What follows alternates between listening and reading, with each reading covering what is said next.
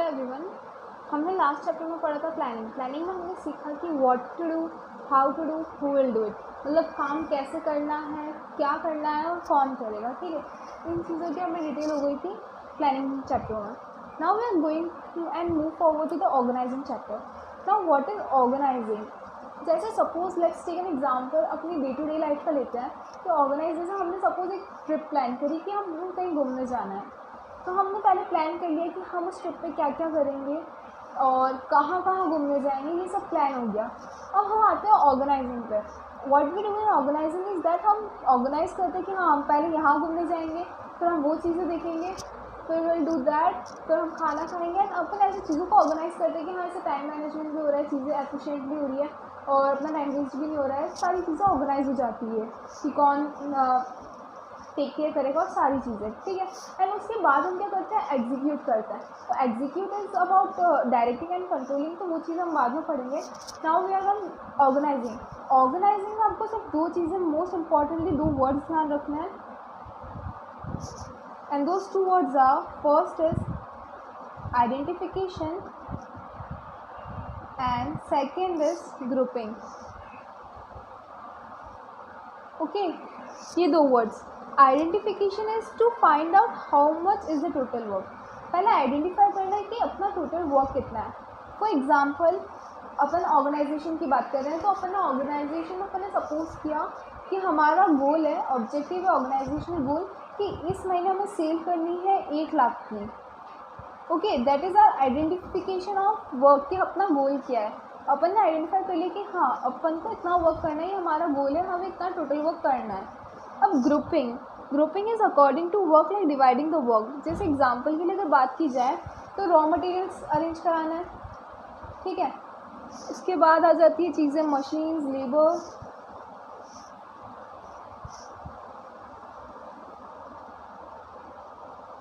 अब ये चीज़ें कौन अरेंज कराएगा?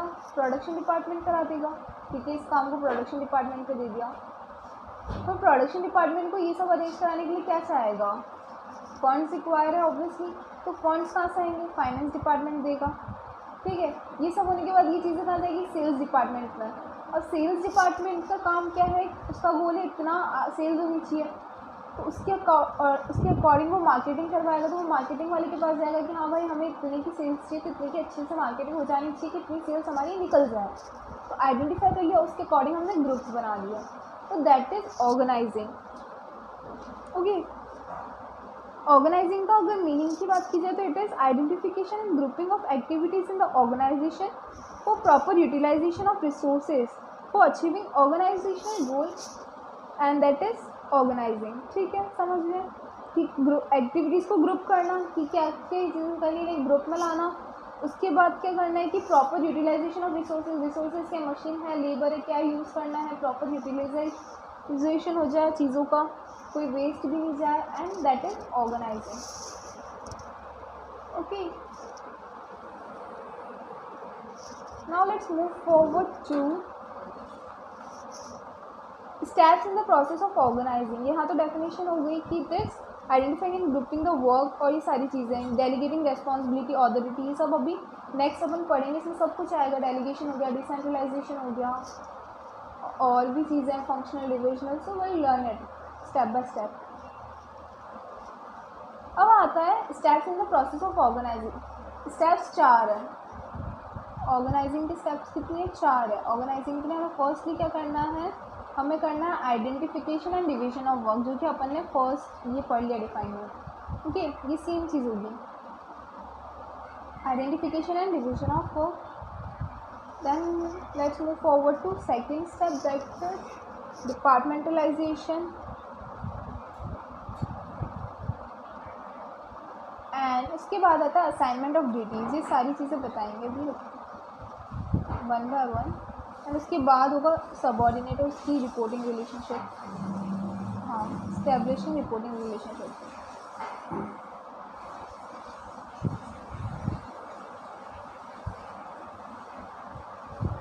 So what is this? ये क्या क्या चीज़ें हैं? प्लानिंग में भी हमने स्टेप्स पढ़ी थी, हर चीज़ों में स्टेप्स तो होगी भाई, बिना स्टेप्स की चीज़ें नहीं होती है।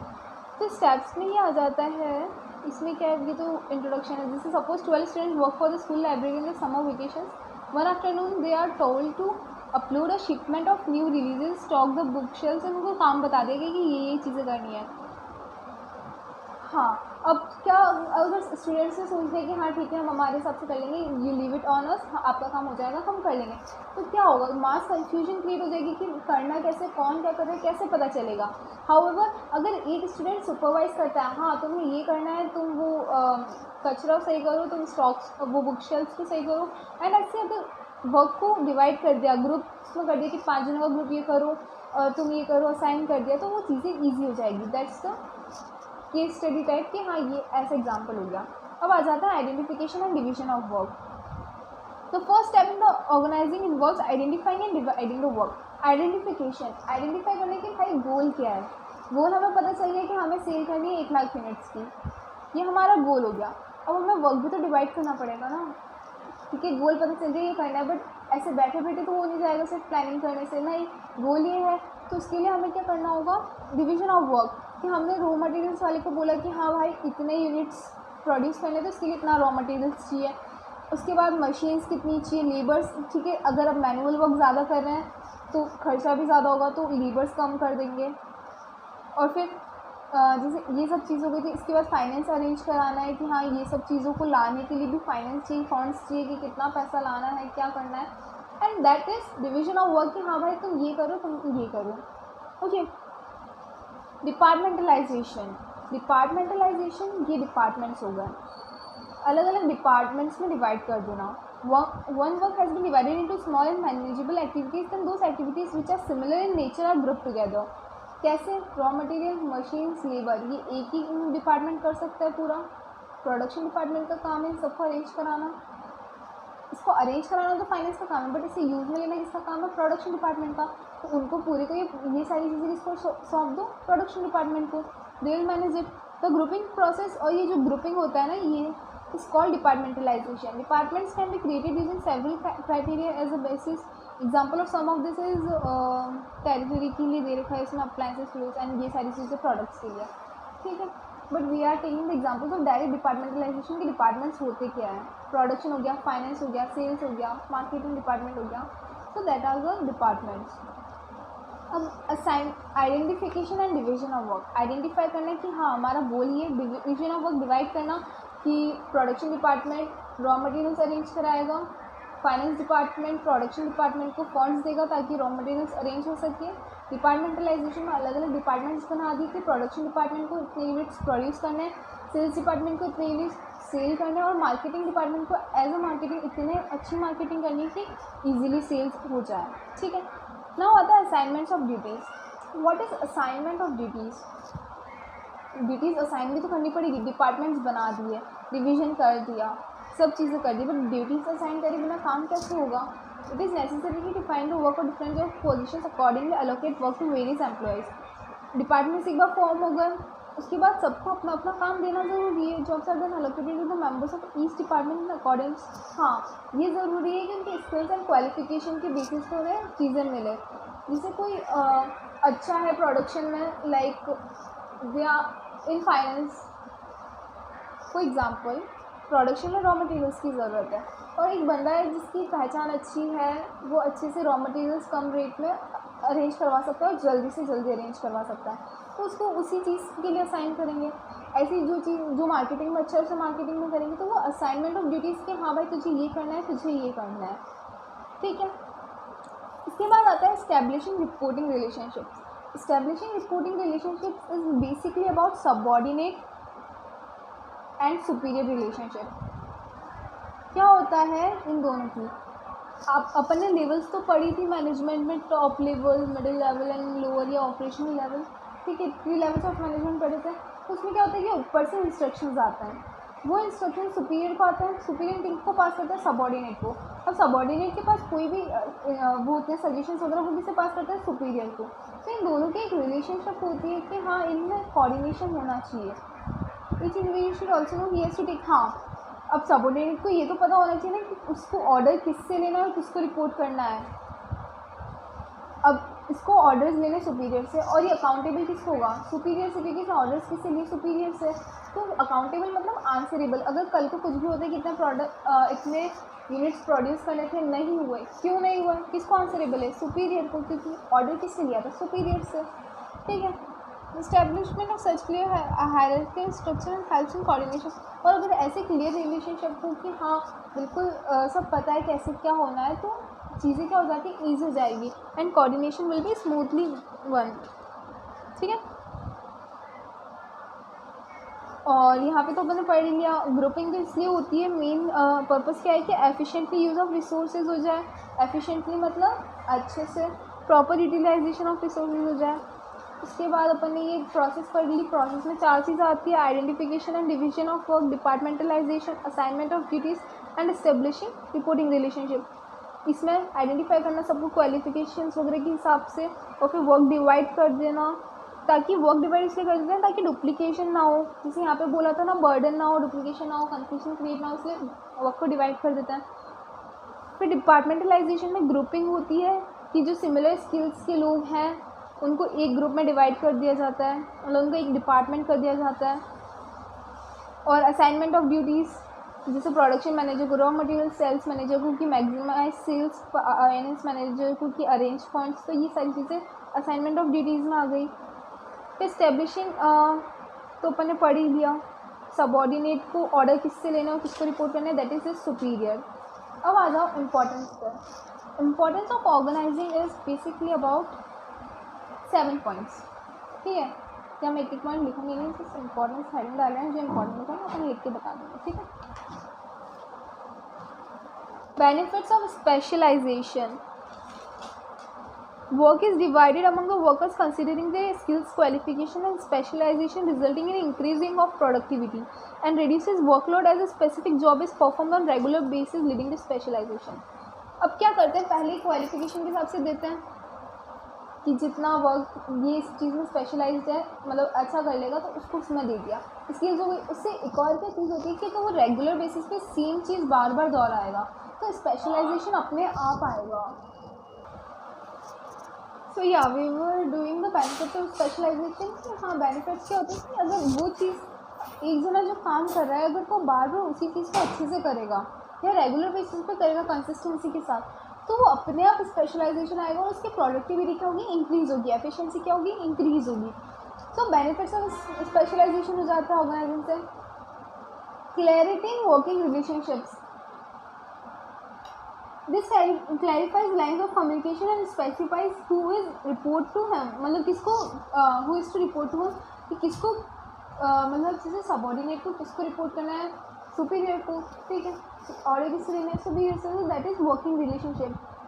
This removes ambiguity and transfers to information and instructions.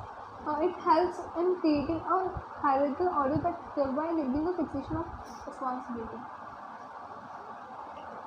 Ambiguity of transfer information instruction, confusion जो होता है वो रिमूव हो जाता है कि यार कैसे करने का होना है, तो इंस्ट्रक्शंस क्लियर आते हैं। रिपोर्टिंग रिलेशन, क्या हमें इन्हीं से ऑर्डर ले रहे हैं, इन्हीं को रिपोर्ट करना है, we are not answerable to anyone else, ये चीज़ हो जाती है। फिर responsibility and specification of that extent of authority to be exercise by individual. तो क्या होता है, अथॉरिटी उतनी ही एक्सटेंड तक मिलती है कि हाँ, authority is power to take decision. ठीक है, तो अथॉरिटी उतनी ही मिलती है जितनी ज़रूरत हो, उससे ज़्यादा नहीं। Next is optimum utilisation of resources is the proper use of all materials, financial and human resources. Financial हो गया जो कि फंड से रिलेटेड हो गया, ऑल मटेरियल्स तो सारी चीज़ आ जाती है। ह्यूमन रिसोर्सेज लेबर्स हो गई, प्रॉपर असाइनमेंट्स ऑफ जॉब्स होती है ताकि ओवरलैपिंग मतलब ऊपर से एक के ऊपर एक और जो काम आ जाता है उसे ओवरलैपिंग बोलते हैं, तो वो ओवरलैपिंग क्या हो जाती है, अवॉइड हो जाती है। And also makes possible the best use of resources, avoidance of duplication of work होता है, एंड प्रिवेंट की कन्फ्यूजन नहीं होता, वेस्टेज भी बहुत कम हो जाता है, ताकि प्रॉपर यूटिलाइजेशन ऑफ। इसलिए तो बोलते हैं कि चीज़ों को ऑर्गेनाइज रखा करो। चीज़ों को ऑर्गेनाइज करना मतलब चीज़ें बहुत सिंपल हो जाती है। इसमें क्या हो रहा है, इसमें जो भी वेस्टेज आ रहा है वो बहुत कम आ रहा है। फिर secondly proper utilisation of resources हो रहा है कि चीज़ें बहुत अच्छे से यूज़ हो रही है, चाहे ह्यूमन रिसोर्सेज हो चाहे फाइनेंशियल रिसोर्सेज हो। ठीक है,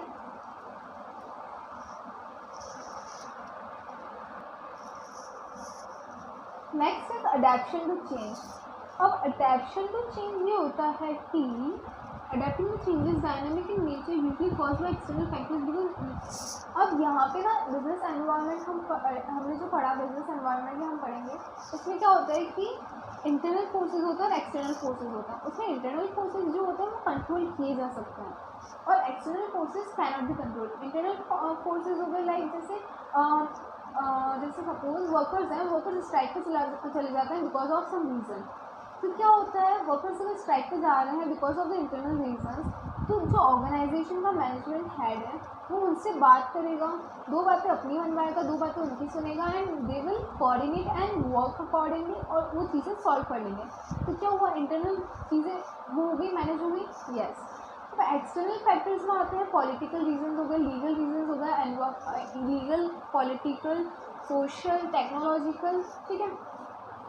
ये सारे रीजंस इसमें आते हैं एक्सटर्नल में और ये कंट्रोल नहीं किए जा सकते। और अडेप्शन टू चेंज अगर इनमें से कोई भी चीज़ें आती है डायनेमिक इन नेचर के बाबू चेंजेस आते हैं, इनके यूजुअल कि एक बार हमेशा एक चीज़ें नहीं होगी।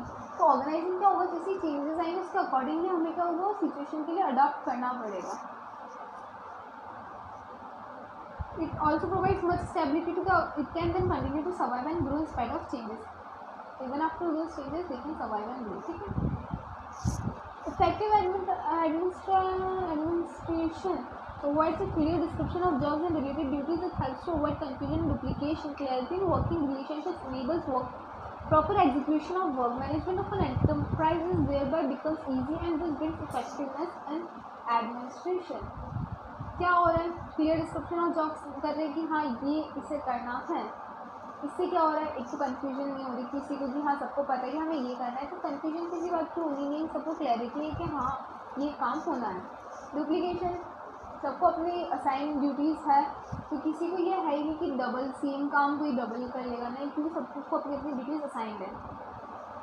क्लैरिटी वर्किंग रिलेशनशिप, तो क्लैरिटी है पूरी वर्किंग रिलेशनशिप्स में कि हाँ ये चीज़ें ऐसे करनी है। तो उससे क्या होता है ना कि चीज़ें क्या होती है बहुत स्मूथली रन करती है और उससे क्या होगा प्रॉपर एग्जीक्यूशन हो जाएगा वर्क का कि हाँ जैसा करना है वैसा हो रहा है।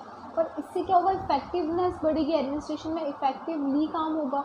सो ये प्रोडक्टिविटी को इंक्रीज करता है और उससे क्या होगा organization at the end grow ही होना है। डेवलपमेंट ऑफ पर्सनल, अब यार ये तो नहीं है कि हम काम करें तो सिर्फ ऑर्गेनाइजेशन का ही फ़ायदा है, हमारा कोई फ़ायदा नहीं है। ऑब्वियसली जो एक इंडिविजुअल है वो भी ग्रो करेगा साथ में। Delegation allows the manager to reduce the workload by assigning duties of to the subordinates, ठीक है। The reduction in workload by delegation is not just necessary because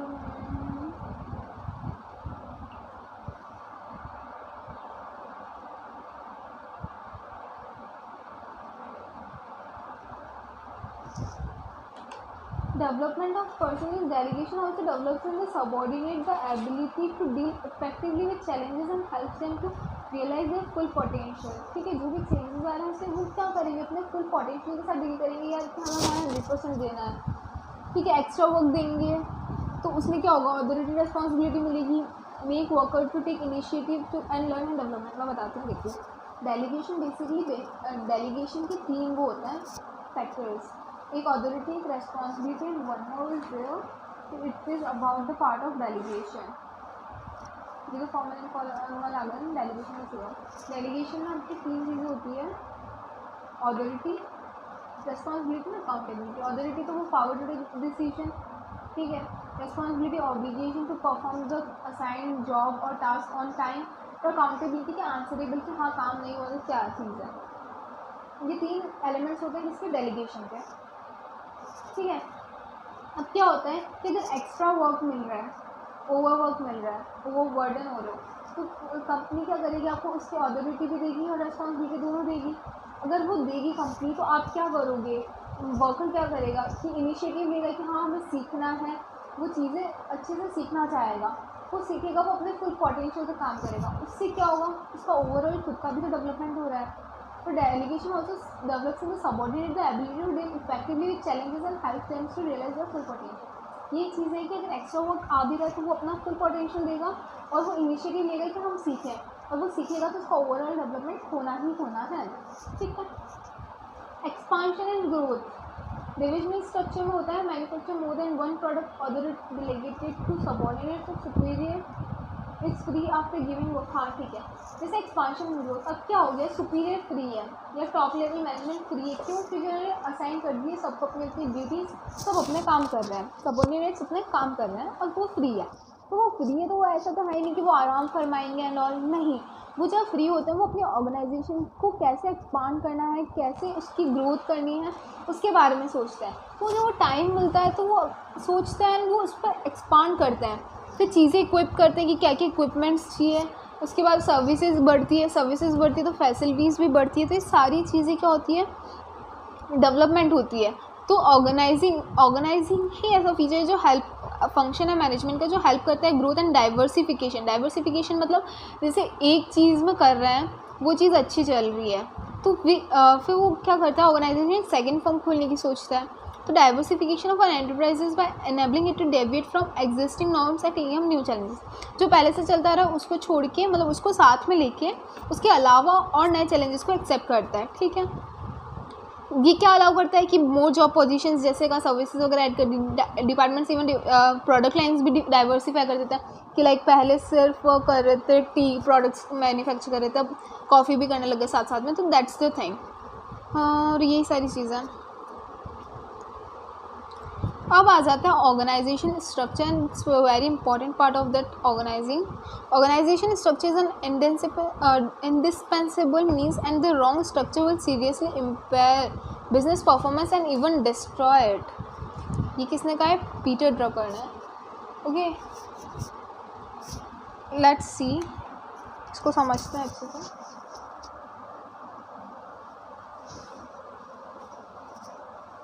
just a minute.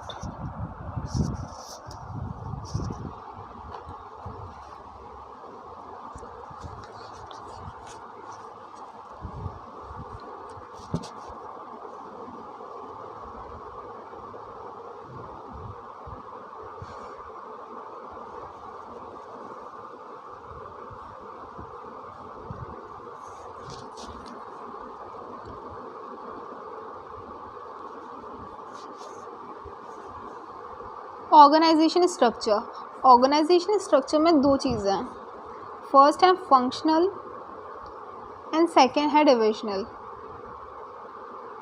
ठीक है, functional and divisional.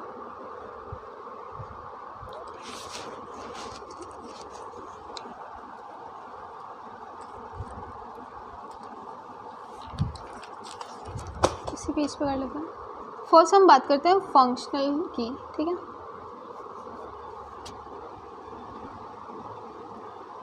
Functional is company dealing with single line product. जैसे suppose company का काम है electronics का, company क्या मैन्युफैक्चर कर रही है? इलेक्ट्रॉनिक्स मैन्युफैक्चर कर रही है। ठीक है, तो सिंगल लाइन है कि हाँ बस इसे इलेक्ट्रॉनिक्स करना है। और डिविजनल का मतलब ही क्या है? डिविजनल इतने सारे parts. Divisional is company deals with more than 2 line product. जैसे आप कोई भी एग्जांपल ले लो, जियो का ले लो, तो जियो क्या कर रहा है? उसकी रिलायंस इंडस्ट्री है, ओके, देन गैस इंडस्ट्री है, जियो ट्रेन्स आ चुकी है, कम्युनिकेशन है एंड इवन ट्रेन्स वो भी है, क्या बोलते हैं, डिजिटल, जियो डिजिटल अभी जो आया है। सो दैट इज़ रिलायंस से रिलेटेड की डिविजनल की वो ये चीज़ें कर रहे हैं। आपको अभी बिल्कुल समझ नहीं आ रहा होगा, but I am just telling, खाली आप एक बार ये सुन लो, फिर मैं I clear it to you, पूरा बहुत क्लियर हो जाएगा। यू विल से कि यार इतना ईजी टॉपिक था और हम फालतू कंफ्यूज हो रहे थे। ठीक है,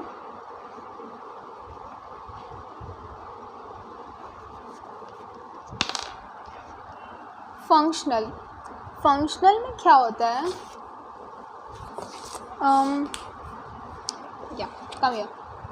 हमने इसमें एग्जांपल लिया इलेक्ट्रॉनिक्स का।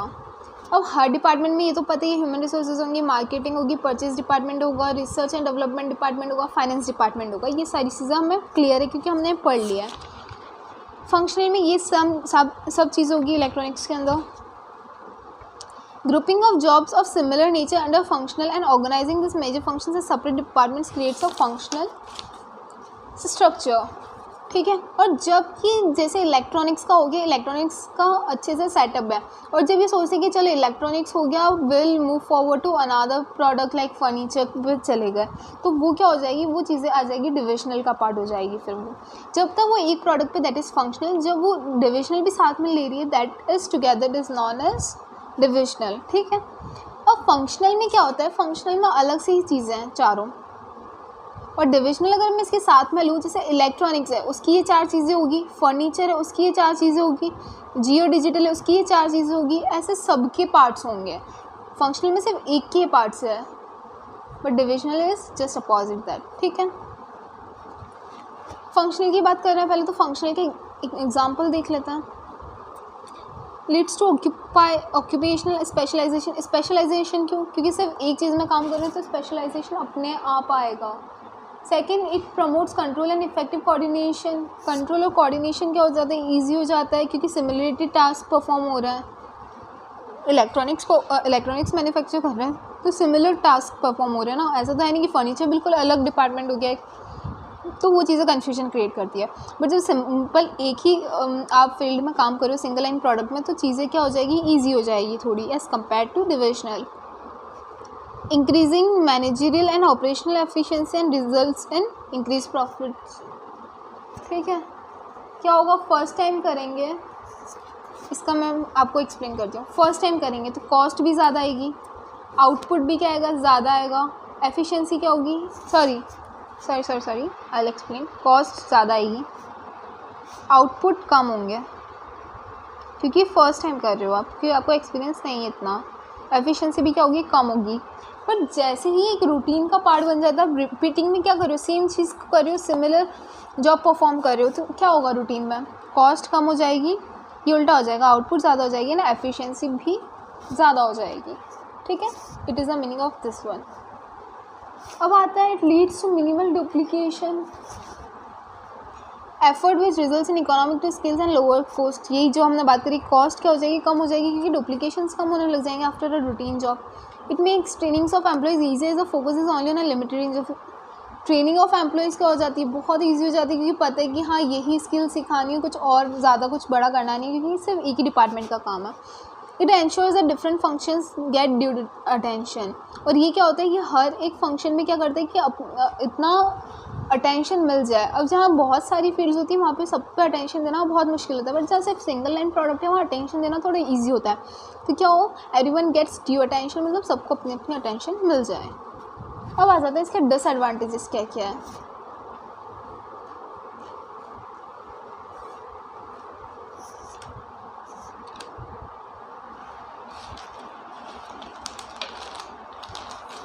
Okay, disadvantages only wants to complete their objective forgetting the organisation of. अब इसमें क्या होता है, डिसएडवांटेज एक ये है, वैसे तो ठीक है।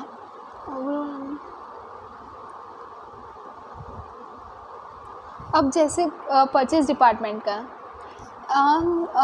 हमारा गोल क्या था, वही गोल हम एंड तक लेके चलेंगे ताकि चीज़ें क्या ईजी हो जाएगी। एग्जांपल, हमारा गोल है 1 लाख यूनिट सेल करना।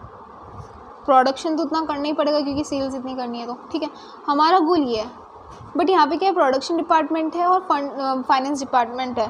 तो प्रोडक्शन डिपार्टमेंट का क्या गोल है, प्रोडक्शन डिपार्टमेंट का ये गोल है कि उसे रॉ मटेरियल्स का प्राइस में अरेंज करवाना है और इसे इतने गुड्स प्रोड्यूस करने विद इन द 1 मंथ या जो भी उसका टाइम ड्यूरेशन है, तो उसका वो गोल है।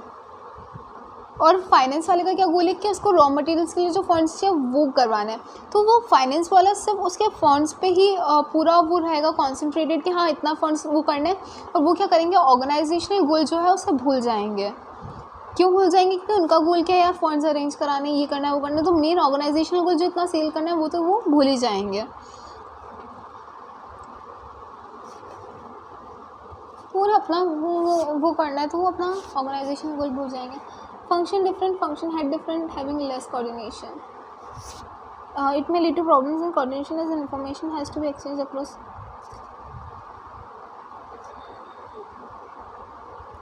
यहाँ क्या है कि जैसे ये डिपार्टमेंट्स ह्यूमन रिसोर्स में अपन प्रोडक्शन डिपार्टमेंट हो गया, मार्केटिंग हो गया, परचेजिंग डिपार्टमेंट अलग होता है या प्रोडक्शन डिपार्टमेंट अलग होता है। मैंने दोनों को एक कर दिया था, सॉरी, बट हाँ ठीक है। It may lead to problems in coordination as information has to be exchange. अब क्या होगा, अलग अलग डिपार्टमेंट्स में करना है चीज़ों को, वो करना है, लाइक फंक्शंस डिफरेंट होंगे तो फंक्शन हेड भी डिफरेंट होंगे। या ह्यूमन रिसोर्सेज में HR डिपार्टमेंट का हेड अलग होगा, मार्केटिंग डिपार्टमेंट का हेड अलग होगा, तो क्या होगा, अलग अलग लेस कोऑर्डिनेशन होगा। सब अपने अपने चीज़ों पे फोकस है कि हमें मार्केटिंग में फोकस करना है, तो इनसे कोऑर्डिनेट इतना नहीं होगा, और बिना कोऑर्डिनेशन के ऑर्गेनाइजेशन गोल अचीव नहीं होगा। ठीक है, और ये वाला है inflexibility as skills of only one department is being focused on. अब इनफ्लेक्सिबिलिटी इसलिए क्यों हो रहा है, वैसे इसके स्किल्स होने चाहिए, बट ठीक है, inflexibility as skills of only one department is being focus. Inflexibility सिर्फ एक डिपार्टमेंट पे फोकस करें कि हमें इलेक्ट्रॉनिक्स मैन्युफैक्चर करना है, तो फ्लेक्सिबिलिटी नहीं कि हाँ हम ये भी कर सकते हैं वो भी कर सकते हैं, नहीं, सिर्फ they are limited to this extent, तो इनफ्लेक्सिबिलिटी है, कितना फ्लेक्सिबिलिटी नहीं है। और the sales department insisting on a customer friendly design में कुछ difficulties in production. Inter departmental conflict ज़्यादा हो सकते हैं, तो वो absence of separation of responsibility. ठीक है, इन डिपार्टमेंट्स के अंदर बहुत ज़्यादा वो हो जाते हैं, कॉन्फ्लिक्ट्स हो जाते हैं, सबके इंटरेस्ट अलग होते हैं, तो उस चीज़ों को कोऑर्डिनेट करके चलना बहुत ज़रूरी है, अदरवाइज दिक्कत होती है। और ये क्या है, एक डिसएडवांटेज है किसका, फंक्शनल स्ट्रक्चर का।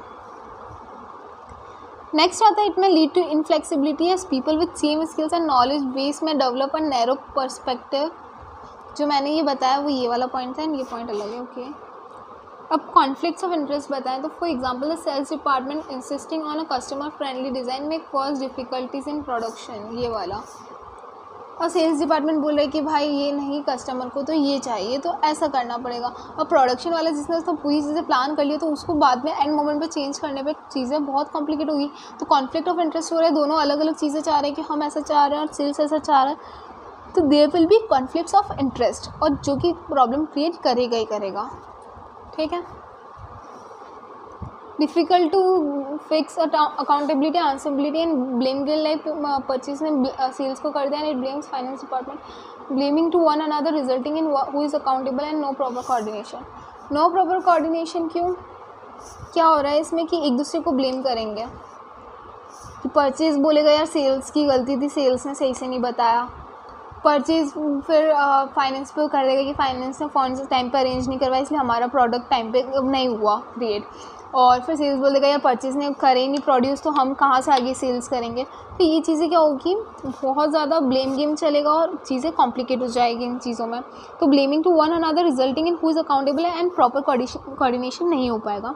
ऐसा ये फंक्शनल स्ट्रक्चर का डिसएडवांटेजेस कहते हैं। ठीक है, ये कब सुटेबल है, जब ऑर्गेनाइजेशन का साइज़ का लार्ज हो, has a diversified activities and operations require high degree of specialisation. ठीक है, अब आ जाओ डिविजनल पे। डिविजनल का मतलब तो समझ आ ही गया था, मैंने बता दिया था कि जैसे यहाँ एक मैनेजिंग डायरेक्टर था या एक डिपार्टमेंट था, उसके अंदर इतने, मतलब एक फील्ड थी, उसके अंदर इतने डिपार्टमेंट्स थे। अब इसमें इतनी फील्ड है और उतनी फील्ड के हर फील्ड के अंदर इतने सारे डिपार्टमेंट्स हैं, मतलब 4 इसमें 4 इसमें 4 इसमें 4 इसमें। होप इट्स क्लियर, और इसी एग्जांपल्स के साथ चलेंगे तो ईजी हो जाएगी चीज़ें।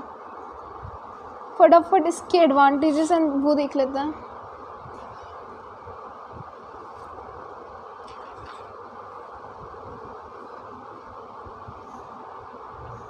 Like I'll explain it to you once again. If it's not clear, please see it here. Suppose divisional अपन ने लिया है, डिविजनल में अपन ने लिया है Reliance gas industry, communication, train, और एक और ले लेते हैं डिजिटल। ठीक है, अब मैं एक शॉर्ट फॉर्म बना रही हूँ, will go according to that.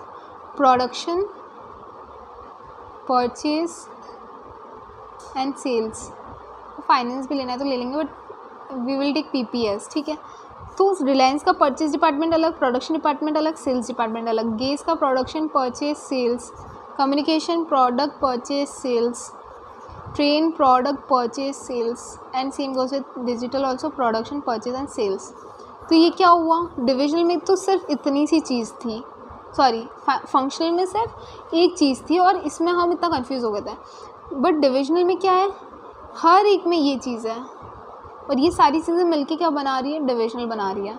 Functional is only one thing and अगर 3-4 चीज़ें साथ में ऐसी आ जाए तो वो हो जाएगी डिविजनल, मोर देन 2। ठीक, now it's the time for advantages पढ़ लेते हैं इसके डिफाइन। तो ये हो जाएगी डिपार्टमेंटलाइजेशन या in departments different products and every product has its own function that is production, purchase, sales, finance etcetera. ठीक है, product specializations helps in the development of varied skills in the divisional head and this prepares him for higher positions.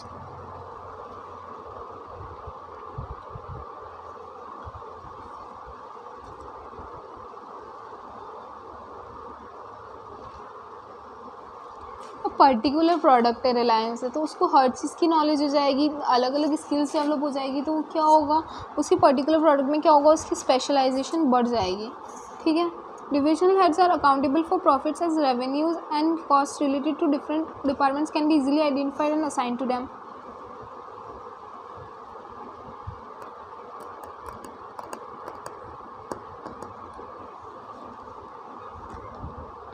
Divisional heads मतलब जो divisional head है are accountable for profits as revenues and costs related to different departments can be easily identified and assigned to them. cost और revenues easily पता चल जाएगी ना कितनी किसकी क्या आ रही है, उससे accordingly वर्क असाइन हो जाएगा। फ्लेक्सिबिलिटी क्यों होती है, it promotes flexibility and initiative because each division functions as an autonomous unit which leads us faster decision making. सबका एक अपना अलग अलग यूनिट है तो क्या डिसीजन मेकिंग हो जाएगा, फास्टर हो जाएगा। It facilitates expansion and growth as new divisions. अब एक्सपांशन एंड ग्रोथ क्या होता है, जिसमें फंक्शनल में तो आप एक ही पे लिमिटेड हो, बट इसमें क्या एक्सपांशन के लिए चीज़ें और गुंजाइश है कि आप और भी चीज़ों पे आप एक्सपांड कर सकते हो and it will lead to your growth. ठीक है, न्यू प्रोडक्ट लाइन ऐड कर दी तो आपका क्या हो जाएगा, एक्सपांशन हो जाएगा। डिसएडवांटेजेस, कॉन्फ्लिक्ट्स में अराइज अमंग डिफरेंट डिविजन्स। अब क्या होगा, मेन यहाँ का तो एक हेड हो गई होगा, अब उसने क्या करा, रिलायंस को ज़्यादा फंड दे दिया और गेस वाले को कम फंड दे दिया, तो कॉन्फ्लिक्ट नहीं होगी कि यार इसने उसको ज़्यादा दिया मुझे कम दिया, मेरे को भी तो प्रोड्यूस करना है, मेरे को भी तो वो करना है। तो यहाँ पे क्या होगा, कॉन्फ्लिक्ट्स क्रिएट हो जाएंगे कि फंड्स या मतलब फंड्स हो गया कुछ भी चीज़ों से रिलेटेड, तो क्या हो जाएगा, अब उसको भी उतनी ही प्रॉफिट निकालना है, बट क्यों उसकी कॉस्ट तो कम कर दी ना, उसको पैसे कम दिए, फंड्स कम दिए, बट इसको ज़्यादा दे, तो that will create the conflicts. It may lead to increase in cost since there may be duplication of activities across products. Increase in cost. Providing each division with separate set of similar functions increases expenditure. अब हर division को एक ये feature same functions देंगे तो expenditure क्या होगा, बढ़ेगा। वो तो ज़रूरी है, बढ़ेगा ही, ऑब्वियस सी बात है, क्योंकि हर एक डिपार्टमेंट का अलग ही प्रोडक्शन परचेज और सेल्स डिपार्टमेंट होगा। It provides manager with all authority to supervise all activities related to particular division. अब यहाँ वाले को क्या, अब यहाँ वहाँ जो था वहाँ पे तो एक ही ऑर्गेनाइजेशनल गोल था, जो टॉप वाला है उसका ऑर्गेनाइजेशन गोल फुलफिल करना, तो यहाँ पे सबका गोल, इनका गोल है, इनका फील कर मतलब ये जो परचेज डिपार्टमेंट में उसका भी ऑर्गेनाइजेशनल गोल को भूल जाएगा। रिलायंस तो भूलेगा ही भूलेगा कि उसका मेन ऑर्गेनाइजेशनल गोल क्या है, इवन सब भूल जाएंगे। तो दैट इज़ द थिंग कि वो खुद पे इतना फोकस हो जाएंगे, और अगर उनको अथॉरिटी मिलती है, पावर टू टेक डिसीजन मिलता है, तो वो मेन ऑर्गेनाइजेशनल गोल को इग्नोर करने लग जाएंगे या मे इग्नोर ऑर्गेनाइजेशनल इंटरेस्ट। ठीक है,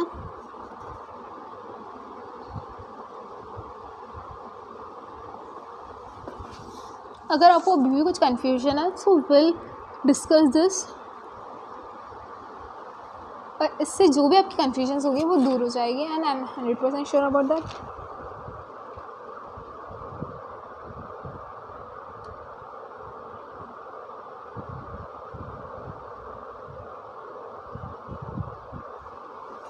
ठीक है, formation is based on functions, purchase, production, sales. Formation is based on product lines and supported by functions. इसमें सिर्फ होगा प्रोडक्शन, परचेज, सेल्स, इसमें होगा रिलायंस, ट्रेन, डिजिटल, और फिर उसके अंदर production, purchase, sales, production, purchase, sales, production, purchase, sales. Okay, specialisation क्या होगा, फंक्शनल स्पेशलाइजेशन होगा, that is production, purchase, sales, और इसमें प्रोडक्ट स्पेशलाइजेशन होगा जो रिलायंस, डिजिटल, ट्रेन हो गया। Responsibility difficult to fix on a department, easy to fix responsibility for performance, responsibility होगी कि difficult to fix on a department, कि एक ही डिपार्टमेंट पे वो फिक्स्ड है, उसके अलावा वो नहीं कर सकते, बट ये क्या होते हैं, फ्लेक्सिबिलिटी होती है इसमें, ठीक है। Managerial difficult as each functional manager has to report to the top management. अब फंक्शनल मैनेजर यानी जो प्रोडक्शन मैनेजर है, परचेज मैनेजर है, सेल्स मैनेजर है, उसको किसको रिपोर्ट करना है, टॉप मैनेजमेंट को। और डिविजनल में क्या होता है, थोड़ी फ्रीडम मिल जाती है, easier autonomy as well as chance to perform multiple functions helps in managerial development. तो इसमें ईजी होता है, इसमें हार्ड होता है। Cost functions are not duplicated, hence economical functions duplicate नहीं होते हैं इसमें। और यहाँ पे क्या होता है, duplication of resources various departments, और कॉस्टली हो जाता है, बार बार डुप्लीकेट हो रहा है कि हर चीज़ में प्रोडक्शन सेल्स और वो सारी चीज़ें। Coordination difficult for a multi product company है तो डिफ़िकल्टी होगा, कोऑर्डिनेट हो ही नहीं पाता है, सबके इंटरेस्ट अलग होते हैं। और इसमें क्या होगा, ईजी होगा क्योंकि all functions related to particular product और हर डिपार्टमेंट में क्या है वो फंक्शंस दे रखे हैं, तो इसमें ईजी होता है। बट इसमें कॉन्फ्लिक्ट्स होने के चांसेस ज़्यादा होते हैं क्योंकि बड़ी कंपनी है और उसमें डिपार्टमेंट्स की सबकी मानना इज़ क्वाइट टफ, ठीक है। नाउ अब आते हैं, अब दो ही टॉपिक बचे हैं, formal informal and delegation and decentralisation. बहुत इजी टॉपिक्स है, will cover it in this chapter itself, in this video itself, और फिर ये हमारा चैप्टर हो जाएगा कंप्लीट पूरा,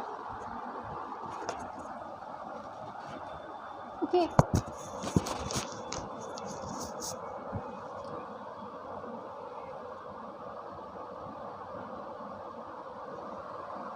Just a minute, I'm coming back. Formal organization and informal organizations.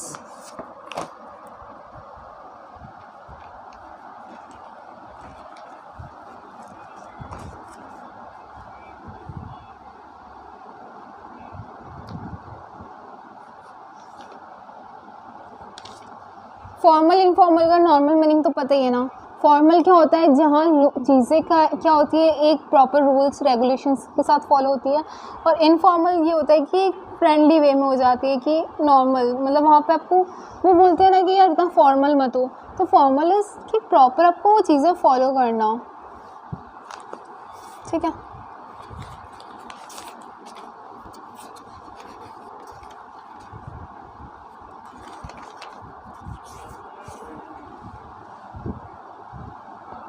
The structure of mechanical function, ये तो इसके फीचर्स हो गए, एडवांटेजेस डिसएडवांटेजेस लिमिटेशंस देख लेते हैं। Formal organizations have proper channel to follow and if they make a mistake they are accountable, no rumours और delay in decisions because of following a proper channel. ये बताती हूँ मैं, एक इनका प्रॉपर चैनल होता है, द प्रॉपर चेन बोल लो, टू फॉलो, मतलब इन्हें यही है कि यहाँ से ऑर्डर लेना है, यहाँ पे रिपोर्ट करना है और यहाँ पे चीज़ें करनी है। प्रॉपर चैनल हो रहा है, ये डायरेक्ट यहाँ से यहाँ नहीं जा सकते, यहाँ से यहाँ नहीं आ सकते, इनको एक प्रॉपर चैनल के थ्रू जाना चाहिए क्योंकि that is a formal organisation. और ये क्या होता है, अगर इन्होंने यहाँ पे कोई गलती भी कर दी तो ये अकाउंटेबल है, आंसरेबल है ना, जवाब देना पड़ता है कि यार ये मिस्टेक कैसे हो गई, क्यों नहीं होनी चाहिए थी, और ये सारी चीज़ें। और क्या होता है इनफॉर्मल में, तो क्या होता है यहाँ पे दो बातें हुई, यहाँ पे चुगली हुई, यहाँ पे पहुँचते पहुँचते बात कुछ और ही हो गई, तो डेट इज़ इनफॉर्मल के र्यूमर्स कुछ भी फैल जाते हैं और तुरंत फैलते हैं। बट फॉर्मल ऑर्गेनाइजेशन में कोई भी र्यूमर्स नहीं फैलते हैं, वर्क फॉर्मली होता है, कोई फालतू की बातें नहीं होती, जस्ट वर्क रिलेटेड टॉक्स होती है, ठीक है। और यहाँ पे क्या होता है, डिले इन डिसीजन नहीं, डिले और डिसीजन होता है, मतलब डिसीजन मेकिंग में डिले क्यों हो जाता है, क्योंकि आप डायरेक्ट यहाँ से यहाँ नहीं जा सकते, आपको पहले मिडिल लेवल पे जाना पड़ेगा, फिर टॉप लेवल पे जाना। स्केलर चेन पढ़ी है हमने प्रिंसिपल ऑफ मैनेजमेंट में, तो इसमें एक प्रॉपर चेन फॉलो करनी पड़ती है, और उसमें क्या होगा, डिले इन डिसीजन मेकिंग होगा ही होगा। So that is a defined part. अब हम बात कर लेते हैं इधर, ये वही हो गया क्लैरिफाई करना है कि किसको कौन रिपोर्ट करेगा। It means to achieve specified plans as laid down, rules and procedures होते हैं अचीवमेंट के लिए, they have to follow that. Efforts of various departments are coordinated, interlinked and integrated through formal organisation से होता है ये। और टू फैसिलिटेट स्मूथ फंक्शनिंग हो जाए, it place more emphasis on work to be perform than interpersonal relationship among the employees. ये सारी चीज़ हो गई। देन आता है एडवांटेजेस,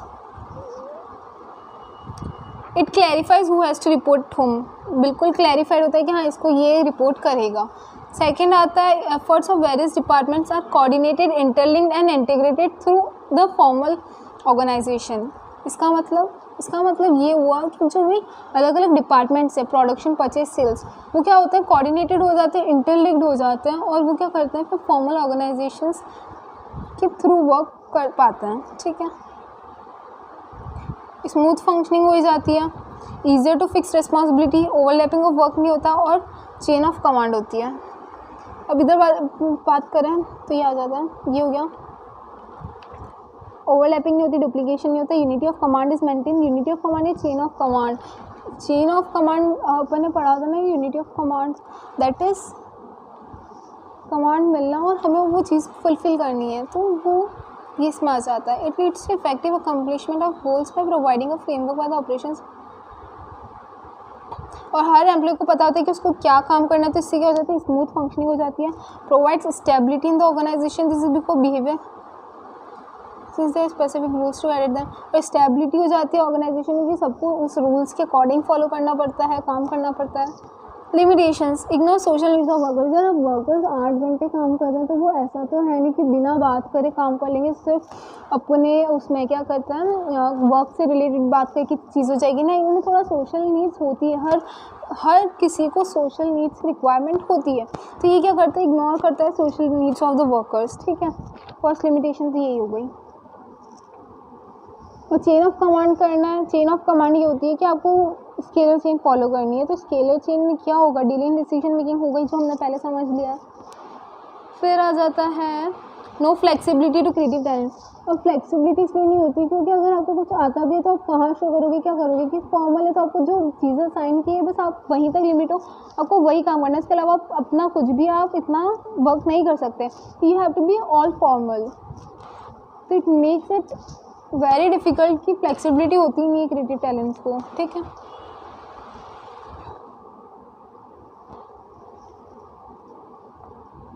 पॉलिसी से अलावा वो कोई और वर्क नहीं करने देता है। इनफॉर्मल ऑर्गेनाइजेशन की अगर बात की जाए तो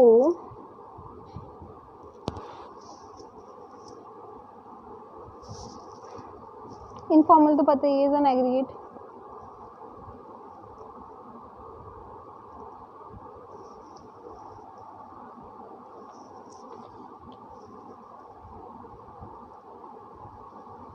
इसमें वही है कि ऑफिशियली नहीं होगा और वो बिहेवियर स्टैंडर्ड हो जाते हैं, लाइक अपन अपने हिसाब से भी थोड़ा कर सकते हैं, इंडिपेंडेंट चैनल्स ऑफ कम्युनिकेशन होते हैं, विदाउट वो करने से तो जिससे होते डिसीजन स्मूथ हो जाते हैं, emergency spontaneous and not deliberately created by management. ठीक है, एडवांटेजेस की बात की जाए तो prescribe lines of communication are not followed, वो commands unit of command is not followed, तो चेन ऑफ कमांड फॉलो नहीं करेंगे तो क्या होगा, डिसीजन जल्दी होगी, फास्ट इन्फॉर्मेशन होगी और फटाफट क्विक फीडबैक आ जाता है, जो भी चीज़ें फटाफट इन्फॉर्मेशन हो जाती हैं।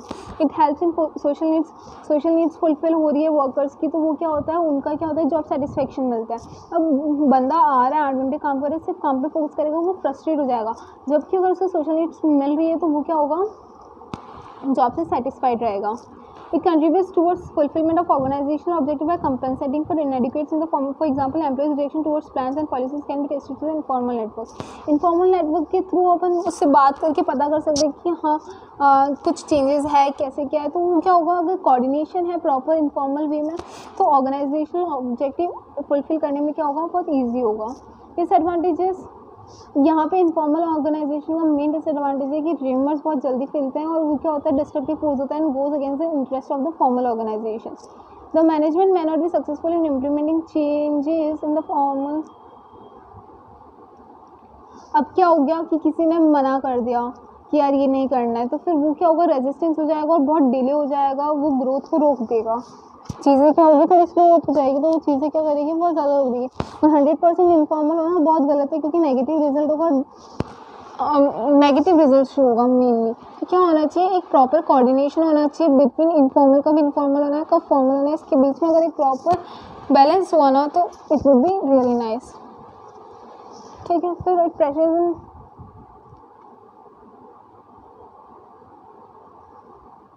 ये हो गया सेम एक्सपेक्टेशंस प्रेशराइजेस मेंबर्स। ठीक है, अब एक बार फटाफट इसका डिफरेंशिएट देखिए, डेलीगेशन एंड डिसेंट्रलाइजेशन पे चलते हैं। मीनिंग क्या है, structure of authority, structure of authority relationships created by the management. Authority मतलब पावर टू टेक डिसीजन, मतलब आपके हाथ में इतनी ही पावर सौंपी जाती है और आप उसके अकॉर्डिंग ही डिसीजन ले सकते हैं, उसके अकॉर्डिंग उसके अलावा आप नहीं ले सकते. ठीक है. Network of social relationships arise होती है, तो इससे क्या होता है, एम्प्लॉयज़ के बीच में इंट्रैक्शन होता है, तो वो चीज़ें ईजी हो जाती है, स्मूथ हो जाती है. Origin arises as a result of companies rules and policies. कैसे कंपनी रूल्स एंड पॉलिसीज बनाती है उसके थ्रू होता है, और ये रिजल्ट क्या है, सोशल इंट्रैक्शंस होता है. Authority arises by virtue of position in management, arises out of personal qualities. Behaviour directed by rules, जो रूल्स बने हुए हैं उसके हिसाब से ही उसका बिहेवियर होगा, उसके अलावा नहीं होगा. इन्फॉर्मल में कोई नो सेट बिहेवियर, कोई रूल्स वगैरह नहीं होते इतना. Flow of communication scalar chain के थ्रू होती है, तो डिलीट डिसीजन मेकिंग होता है. फ्लो ऑफ कोई भी चेन नहीं है, कोई भी डायरेक्शन नहीं है, तो क्या होगा, किसी रूट के थ्रू नहीं है, तो ये क्या होगा, फटाफट डिसीजन लेने में काम करता है. नेचर क्या रिजिड है, ये रिजिड मतलब आपके हाथ में कुछ भी नहीं है, आप कोई और सजेशंस और आपके वो नहीं रख सकते. फ्लेक्सिबल है, आप कुछ भी कर सकते हो, लाइक थोड़ा आपको वो होती है, इंडिपेंडेंस होती है, इसमें बिल्कुल नहीं होती. लीडरशिप, मैनेजर्स आर लीडर्स, इसमें लीडर्स में और may not be managers, they are chosen by the group. जो ग्रुप चूज कर लेता है वो लीडर्स हो जाता है, और यहाँ पे मैनेजर्स लीडर्स होता है. That's it. About the delegation and decentralization, that's the last part of this chapter. Delegation, it is compulsory. Without delegation, organization cannot achieve their goal, even because even if you have centralization, you will have to appoint at least one skilled person. ठीक है. अब centralisation पढ़ा था हमने, याद है. Centralisation में क्या था, रिमेंबर, याद करो कि क्या होता है, all powers in one hand. ठीक है. सेंट्रलाइजेशन में we studied all powers in one hand.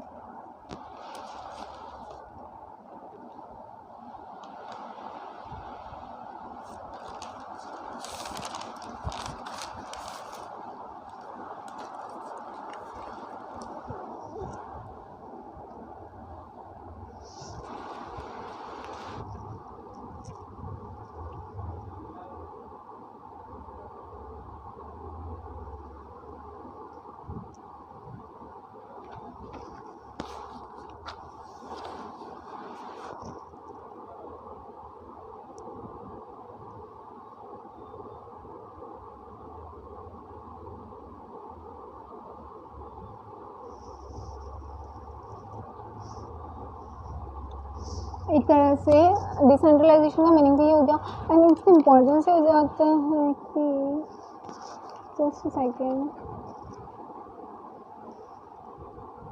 Effective management हो जाता है कि freedom from doing routine work provides them with opportunities to excel in new areas. मतलब रूटीन वर्क जो हो रहा है उसके अलावा उसे अपॉर्चुनिटी मिलती है कि वो नए एरियाज में क्या करें, एक्सेल करें. ठीक है. एम्प्लॉय का डेवलपमेंट होता है, क्यों, ट्रेनिंग हो रही है बार बार, या फिर वो रिपीटेटिव मोड पे एक ही काम करे, तो उससे क्या होगा, डेवलपमेंट हो गई. मोटिवेशन ऑफ एम्प्लॉयज मिलता है कि particular group of personal importance to get the work done. Facilitation of growth, expansion होता है ऑर्गेनाइजेशन का. Basis of management hierarchy, superior subordinate की रिलेशनशिप है कि who has to report to whom. Better coordination, this three elements helps to define the power, duties and answerability related to the various positions in the organization and helps to avoid overlapping and duplication of efforts.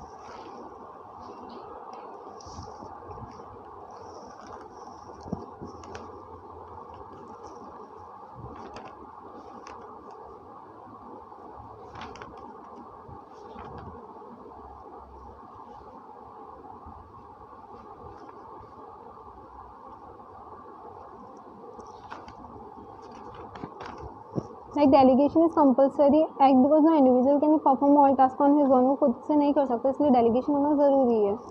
More control by superiors and less freedom to take own decisions.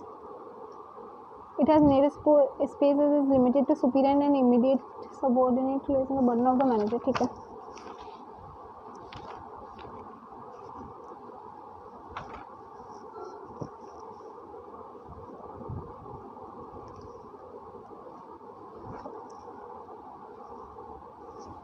Delegate authority, okay, देना मतलब like to give.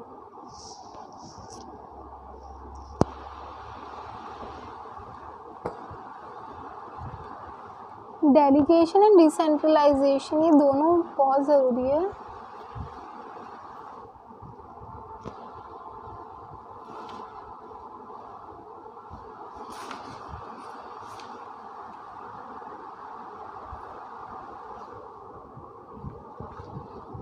Okay, elements of delegation पढ़ते हैं। Authority, authority क्या होता है? Power to take decision. तो क्या होता है, सुपीरियर देते हैं ऑथोरिटी सबऑर्डिनेट्स को कि हाँ ये काम करना है, तो ऑथोरिटी क्या मिलती है? पावर मिल जाती है। Authority also refers to the right to take decisions inherent in the management position to tell people what to do, expect them to do it. ठीक है, ये हो जाता है ऑथोरिटी। नेक्स्ट इज रेस्पॉन्सिबिलिटी, कि ऑब्लिगेशन ऑफ सबऑर्डिनेट कि हाँ ये काम करना है और ये काम हो जाना चाहिए। अकाउंटेबिलिटी इज आंसरेबल, कि यार काम नहीं हुआ तो आप आंसरेबल हो। नाउ फॉर एग्जांपल, मुझे ऑर्डर मिला है ऊपर से कि आई हैव टू मेरे को मैन्युफैक्चर्स करने हैं 1 लाख यूनिट्स। ठीक है, now what I will do, मुझे क्या मिली है? रेस्पॉन्सिबिलिटी मिली है। अब रेस्पॉन्सिबिलिटी मिलेगी तो रेस्पॉन्सिबिलिटी के साथ साथ क्या मिलेगी? ऑथोरिटी। ऑथोरिटी मुझे क्या मिली कि परचेज डिपार्टमेंट को ऑर्डर दिया कि रॉ मटेरियल्स अरेंज कराओ। परचेज डिपार्टमेंट फाइनेंस डिपार्टमेंट से करेगा, ये जो भी करेगा, मुझे ऑथोरिटी मिल गई कि मुझे रॉ मटेरियल्स पहुंचाने चाहिए। मेरा काम है सिर्फ मैन्युफैक्चर करवाना। प्रोडक्शन डिपार्टमेंट की मैं हेड हूँ, तो वी डिड इट, मैंने ऑथोरिटी के थ्रू रॉ मटेरियल्स अरेंज करवा दिए, फंड्स अपने आप अरेंज हो गए, सो मेरे को मिल गए वो। अब ऑथोरिटी हो गई। और अकाउंटेबिलिटी, अकाउंटेबिलिटी फॉर एग्जांपल मुझे 1 लाख यूनिट्स प्रोड्यूस करने 1 महीने में। ठीक है, अब मेरे साथ क्या दिक्कत हुई कि बीच में कुछ स्ट्राइक वगैरह आ गई थी तो 5 दिन डिले हो गया, तो मैं अकाउंटेबल हूँ, आंसरेबल हूँ किसको? मेन हेड को। क्यों? क्योंकि टाइम पे काम नहीं हुआ, तो आंसरेबल मेरी जिम्मेदारी थी कि इतने में काम हो जाना चाहिए, फिर भी नहीं हुआ तो मैं आंसरेबल हूँ। क्यों नहीं हुआ, अब क्या कर सकते हैं, और उसकी जो भी कंपनसेशन वगैरह है तो वो सारी चीज़ें क्या होगी? सॉल्व होगी। So it is delegation. Right to command, obligation can be delegated, cannot be entirely delegated, cannot be delegated at all. Okay, so we'll do it is okay, तो बात करते हैं डेलीगेशन की। तो ये चीज़ें भी, अब डेलीगेशन में बताती हूँ आपको मीनिंग एक बार फिर से। डेलीगेशन इज व्हाट, कि सेंट्रलाइजेशन तो पता है कि all powers in one hand. All powers in one hand कब होती है? जब सिर्फ क्या वो एक ही स्किल पर्सन, मतलब सारे अनस्किल्ड पर्सन होते हैं, तो तब होती है सेंट्रलाइजेशन की, या कोई भी स्किल नहीं है तो सब एक ही को मैनेज करना पड़ता है। तो डेलीगेशन में क्या होता है कि इवन ये सारे अनस्किल्ड पर्सन है तो भी एक ऐसा स्किल पर्सन होना ज़रूरी है, तो वो क्या हो जाता है? डेलीगेशन हो जाता है। डेलीगेट करना, पावर देना। ठीक है, तो authority, power to take decision को डेलीगेट हो सकती है। रेस्पॉन्सिबिलिटी डेलीगेट करना, सारी रेस्पॉन्सिबिलिटी एक हाथ में नहीं दे सकते, मुश्किल है। और अकाउंटेबिलिटी तो cannot be delegated at all, क्योंकि बहुत ज़्यादा मुश्किल चीज़ हो जाती है ये। ठीक है,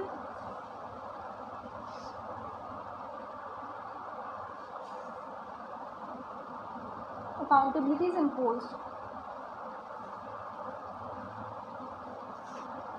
चीज़ें हुई। अब आते हैं डिसेंट्रलाइजेशन पे। नहीं, इंपॉर्टेंस ऑफ डेलीगेशन तो पढ़ ही लेना। इफेक्टिव मैनेजमेंट, एम्प्लॉयमेंट डेवलपमेंट होगा, मोटिवेशन मिलता है, facilitation of growth, basis of management hierarchy, better coordination होता है। ये हमने समझ लिया। डिसेंट्रलाइजेशन का मीनिंग देख लेते हैं। Decentralisation is, it is not compulsory, it's rather optional. It is about rights and authorities being distributed evenly according to Henry Fayol. Everything which goes to increase the production, increase the importance of a subordinate rules is decentralization. Everything that goes to reduce it is centralization. ठीक, decentralisation क्या होती है कि all powers in one hand नहीं होता है, evenly distribution of powers होता है, तो चीज़ें क्या हो जाती है? ईजी हो जाती है। अब ये क्या? Develop initiative among subordinates. This helps to identify those executive who have the necessary potential to become dynamic leaders. Initiative क्यों? जहाँ सेंट्रलाइजेशन है वहाँ पे अनस्किल्ड है, अब यहाँ स्किल पर्सन है तो उनका क्या है? वो लीडर बनने के लायक है, तो क्या करेंगे? इनिशिएटिव लेंगे और वो डेवलपमेंट होगा उनका overall. Develop managerial talent for the future. It is a means of management education as well as an opportunity for trained manpower to use its talent to real life situations. Quick decision making होगा. There are also less chances of information getting distorted because it does not have to go through long channels. Quick decision making के long channels follow नहीं करने होते हैं, तुरंत फटाफट हो जाता है. Relief to top management, क्योंकि पावर इवनली डिस्ट्रीब्यूटेड है, टॉप मैनेजमेंट क्या कर सकता है? एक्सपांशन की तरफ हो सकता है. नेक्स्ट पॉइंट इसी से रिलेटेड है कि टॉप मैनेजमेंट अगर फ्री होगा तो वो एक्सपांशन की तरफ सोचेगा, और अगर सेंट्रलाइजेशन होता है तो क्या होता है कि सब चीज़ें को मैनेज करनी होती है तो वो एक्सपांशन के बारे में सोचने का टाइम ही नहीं मिल पाता। बट अगर वो फ्री होगा, उसने पावर डिस्ट्रीब्यूट करी, सब अपना काम करे, तो वो एक्सपांशन के बारे में सोचेगा। बेटर कंट्रोल होता है क्योंकि सब को अपना अपना वो मिला होता है, अकाउंटेबिलिटी मिली होती है। ठीक है,